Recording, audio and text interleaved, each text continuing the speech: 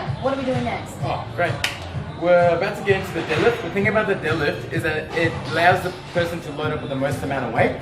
It also uses the most amount of muscles as well. So in terms of like changing body composition, this is a great exercise for that. The important thing about the deadlift, just like any other movement, we need to be able to qualify people for a lift. So before we start loading Annie up with any sort of weight, we need to be able to make sure that she can get into proper position first. So what I want Annie to do now is just to show me a 45-degree bend test.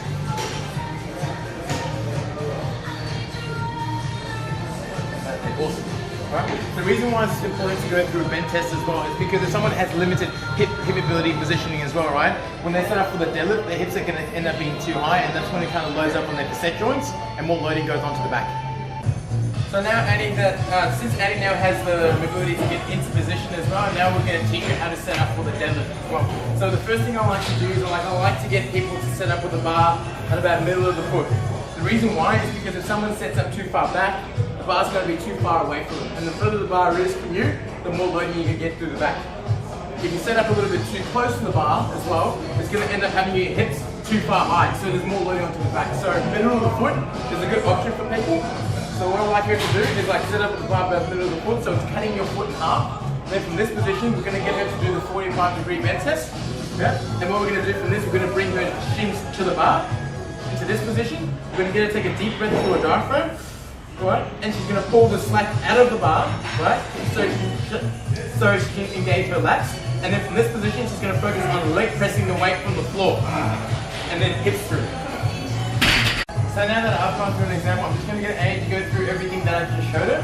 So remember, it's always good to make good cueing points as well, or get yourself into a routine of setting up the same way before you get into your lift, just so you can develop good motor patterns. Okay.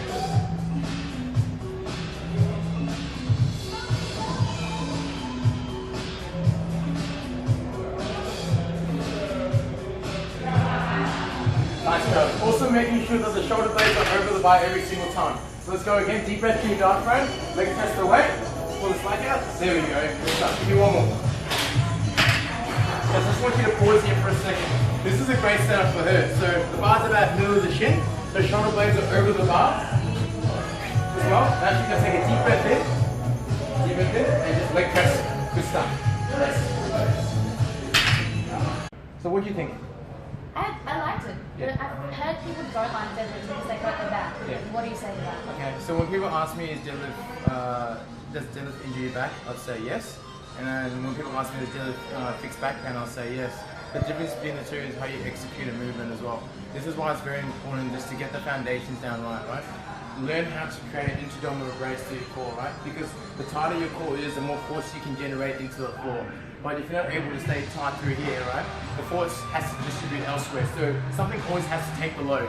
So if you can't load up here, the back has to take the load. And that's where you see people going through walking away, holding their back and thinking that's normal. It's like, no. The deadlift is the best thing to fix someone's back pain. You need to know how to execute the movement. That's why I say take your time with all these movements as well. Establish a foundation as well. Learn the proper technique as well, because the weight will always take care of itself, given that you're able to get into proper positioning all the time.